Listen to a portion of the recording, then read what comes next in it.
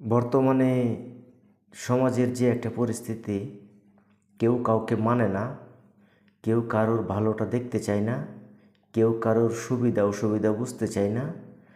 যদি কেউ কাউকে দোষ দেওয়ার বা গায়ে হাত তোলার সুযোগ পায়, তাহলে সেটা একেবারে 100% কাজে লাগিয়ে দেয়।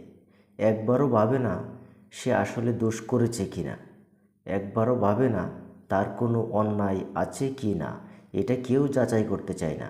সবার সাথে সবাই তাল মিলিয়ে শুধু হাত তুলতে জানে, মুখ দিয়ে বাজে মন্তব্য করতে জানে। আসলে আমরা মানুষ ভুলে গেছি যে আমরা যে যেমন করতেছি ভবিষ্যতে আমরা ঠিক তেমনই ফল পাবো। একটা বিষয় কি জানেন, আপনি যেমন করবেন সামনের দিনগুলোতে আপনি ঠিক তেমনই পাবেন। আজকে যদি আপনি ভালো খেয়ে পরে বেঁচে থাকেন, তাহলে এই অর্জনটা আপনার পিছনের সময়ে ছিল, যার জন্য আপনি আজকে ভালো খেয়ে পরে বেঁচে আছেন।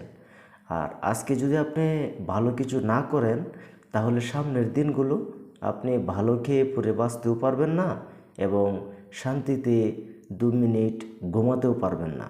আসলে একটা বিষয় কি জানেন, আমরা যেমন করব ঠিক তেমনই ফল পাবো। এই জন্য ভালো কর্মের প্রতি, ভালো কথার প্রতি, ভালো চিন্তা ভাবনার দিকে আমাদের এগোনোটা উচিত। আমরা কখনো কোনো মিথ্যা বা অন্যায় বা বাজে কোনো কিছুতে আসক্ত না হওয়াটাই ভালো।